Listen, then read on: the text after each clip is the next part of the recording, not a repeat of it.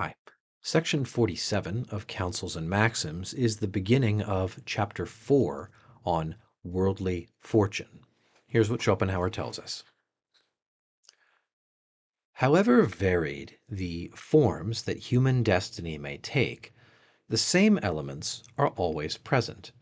And so life is everywhere much of a piece, whether it is passed in the cottage or in the palace, in the barrack or in the cloister.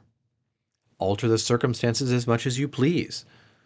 Point to strange adventures, successes, failures.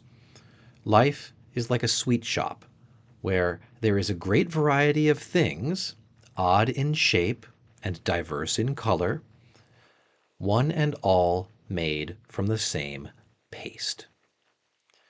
And when men speak of someone's success, the lot of the man who has failed is not so very different as it seems.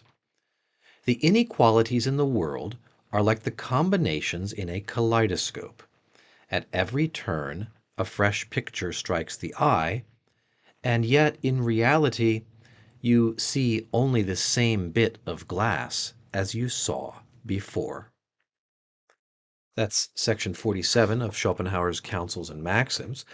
The main lesson to start us off on this chapter seeming to be that the differences in people's fate are really rather insignificant, that the difference between a successful life and a failed life are really not as remarkable as they might at first seem. In various circumstances, however much you like, between the barracks and the cloister, the palace and the cottage, people live more or less the same life, the same type of life, the same quality of life. For Schopenhauer, that is going to be, let's just say, bad. Life is bad.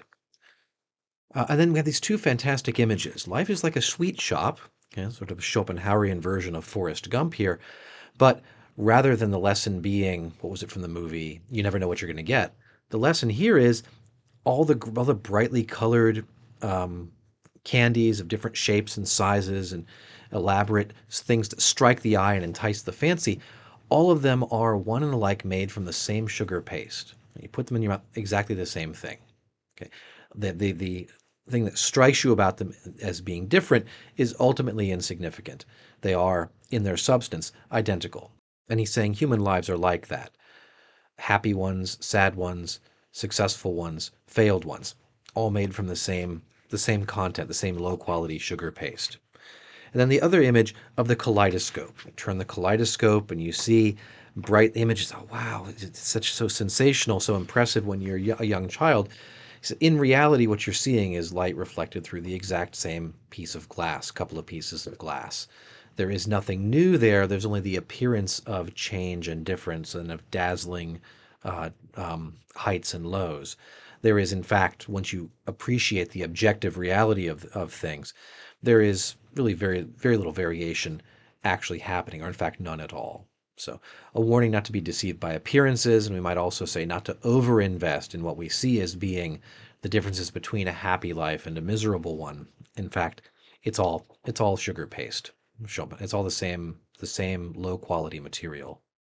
This life, Schopenhauer seems to say. So that's the end of section 47. The next two sections are rather long, so we'll take a look at those at length in the next couple of videos. Thanks for watching today. Goodbye.